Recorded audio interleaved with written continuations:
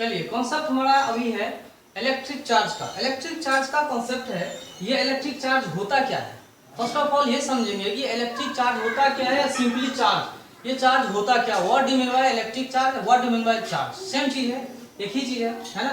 तो चार्ज का मतलब क्या होता है, what do mean by charge, charge क्या होता है, उसका डिफिनेशन मैं बता रहा हूं आपको। It is the intrinsic property of matter. ये क्या है, इंट्रिंसिक प्रॉपर्टी है, अंदरूनी प्रॉपर्टी है मैटर का। कोई भी सब्सटेंस है उसकी इंट्रिंसिक प्रॉपर्टी है, नेचुरल प्रॉपर्टी है। इंट्रिंसिक प्रॉपर्टी मतलब उसकी अंदर की प्रॉपर्टी है, इंट्रिंसिक प्रॉपर्टी है, नेचुरल प्रॉपर्टी है, जो प्रोवाइडेड बाय, जो किसने प्रोवाइड किया, नेचर ने प्रोवाइड किया, है ना। जो किसने प्रोवाइड किया, नेचर ने प्रोवाइड किया, बाय नेचर। नेचर ने इसको ये प्रॉपर्टी दिया है जिसके वजह से वो सब्सटेंस चार्ज पार्टिकल हो सकता है ना। तो हर एक सब्सटेंस है ना, आगे पढ़ेंगे, associated with substances due to which, और ये जो प्रॉपर्टी है वो जुड़े हुए हैं जितने सारे नेचुरल सब्सटेंसेस हैं सबसे जुड़े हुए हैं। Associated with substances due to which it produces and experiences electric field, electric effects and magnetic effect, जिसके वजह से इलेक्ट्रिक एंड मैग्नेटिक इफेक्ट्स को प्रोड्यूस भी किया जाता है और एक्सपीरियंस भी किया जाता है। दोनों चीजें समझेंगे। ये क्या है, intrinsic property of matter due to which, intrinsic property मतलब natural property associated with substances due to which it produces and experiences electric and magnetic effects, जिसके वजह से बहुत सारे चार्जेस इलेक्ट्रिक फील्ड भी क्रिएट करते हैं, मैग्नेटिक इफेक्ट्स भी क्रिएट करते हैं। इलेक्ट्रिक फील्ड क्रिएट करते हैं और इलेक्ट्रिकल इफेक्ट में इलेक्ट्रिक करंट भी प्रोड्यूस करते हैं, इवन मैग्नेटिक इफेक्ट्स भी प्रोड्यूस करते हैं। चार्जेस का यही कहानी है। तो चार्जेस जब रेस्ट पे रहेंगे तो इलेक्ट्रोस्टैटिक्स, चार्जेस मोशन में रहेंगे तो करंट, इलेक्ट्रिसिटी, और उसके बाद magnetic effects of electric current भी हम लोग पढ़ेंगे।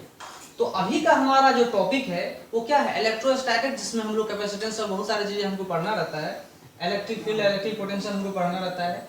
तो ये सब चीजें हमको पढ़ना है। तो इसमें क्या हमने बताया कि वो चार्ज क्या क्या करेंगे, प्रोड्यूस भी करेंगे, फील्ड को प्रोड्यूस भी करेंगे और महसूस भी करेंगे।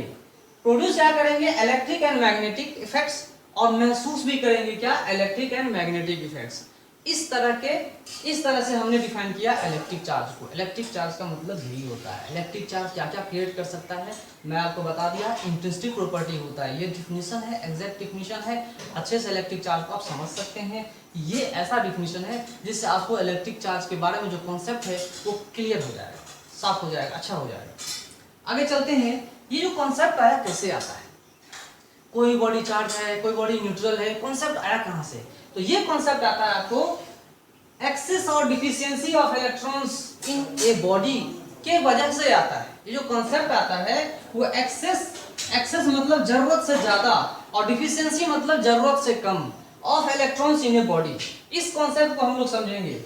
जितने सारे सब्सटेंसेस नेचर में बनाए गए हैं, all the substances are made up of atoms, है ना। जो सबसे छोटा पार्टिकल होता है एटम्स होते हैं, उससे भी छोटा पार्टिकल्स क्या होता है, न्यूक्लियस होता है, न्यूक्लियस से भी छोटा क्या होता है, इलेक्ट्रॉन होता है। ये सब हम लोग जान चुके हैं।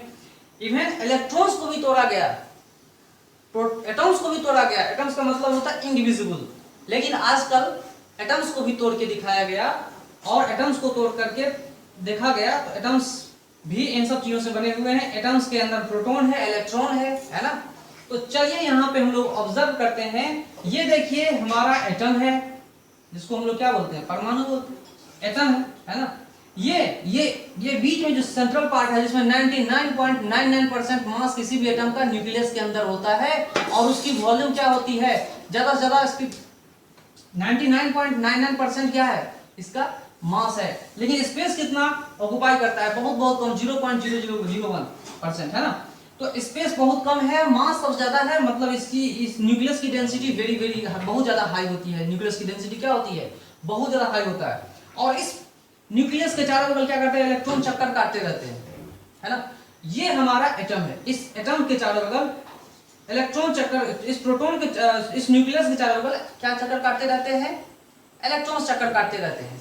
तो ये जो न्यूक्लियस है, इस न्यूक्लियस में प्रोटॉन भी रहता है और न्यूट्रॉन भी रहता है। एक सिंपलेस्ट जो आपका न्यूक्लियस होता है हाइड्रोजन एटम का, जिसमें एक प्रोटॉन पाया जाता है, न्यूक्लियस उसमें न्यूट्रॉन्स नहीं होते हैं। इसमें न्यूट्रॉन्स भी होते हैं, तो न्यूट्रॉन्स न्यूट्रल होते हैं। न्यूट्रॉन्स जो होते हैं वो क्या होते हैं, न्यूट्रल होते हैं। तो न्यूट्रल पार्टिकल के बारे में अभी हमें नहीं पढ़ना है। न्यूक्लियस में क्या क्या होते हैं, प्रोटॉन होते हैं और न्यूट्रॉन्स होते हैं, ठीक है। यही दो चीज न्यूक्लियस में पाए जाते हैं। इस न्यूक्लियस के चारों बगल इलेक्ट्रॉन चक्कर काटते रहते हैं और ऐसे ऐसे स्ट्रक्चर को हम एटम के नाम से जानते हैं। इसे हम इलेक्ट्रॉन कहते हैं, ये न्यूक्लियस है, ठीक है।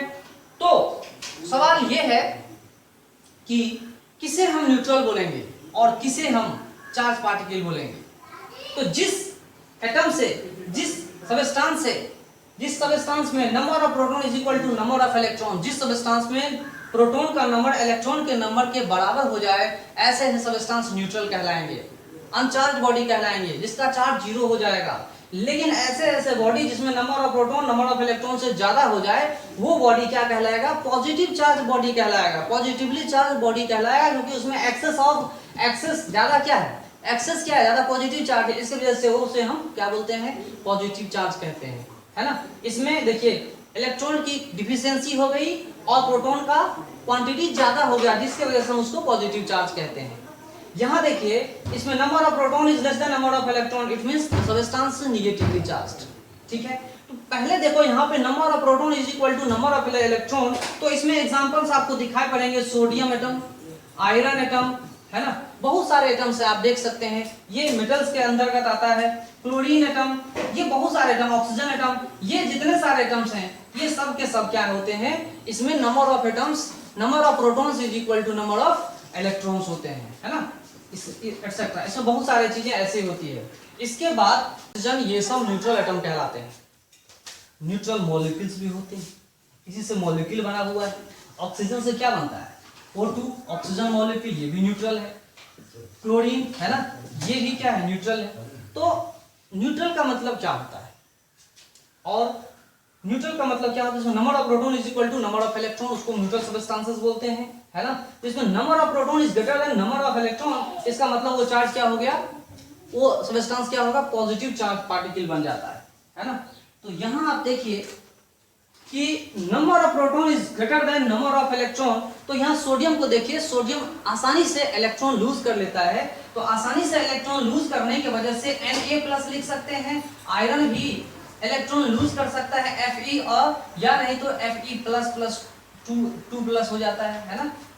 इस तरह से हम लोग देख सकते हैं यहाँ पर कि इस केसेस में इलेक्ट्रॉन जो होते हैं वो लूज होने की वजह से इसमें ज्यादा प्रोटॉन की संख्या हो जाती है और इसमें भी ज्यादा प्रोटॉन की संख्या हो जाती है ना, जिसके वजह से इसको हम सोडियम एटम, सोडियम आयन कहते हैं। सोडियम एटम नहीं है, ये क्या है, सोडियम, ये सोडियम आयन है ना, और ये क्या है, फेरस। ओके, तो चलिए आपको पता होना चाहिए सोडियम में कितने एटम्स होते हैं, कितना प्रोटॉन होता है।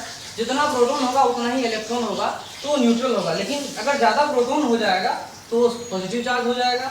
चलिए अब देखिए, बहुत सारे सबस्टेंसेस ऐसे होते हैं जिसमें इलेक्ट्रॉन्स की संख्या क्या होती है, ज़्यादा हो जाती है। अब कैसे होती है वो मैं डिस्कस नहीं कर रहा हूँ, ज़्यादा होता है। तो ज़्यादा होने की वजह से आप याद देखिए कि क्लोरीन इलेक्ट्रोनेगेटिव एलिमेंट होता है, इलेक्ट्रॉन ले लेता है। इलेक्ट्रॉन लेने की वजह से Cl- है ना, Cl-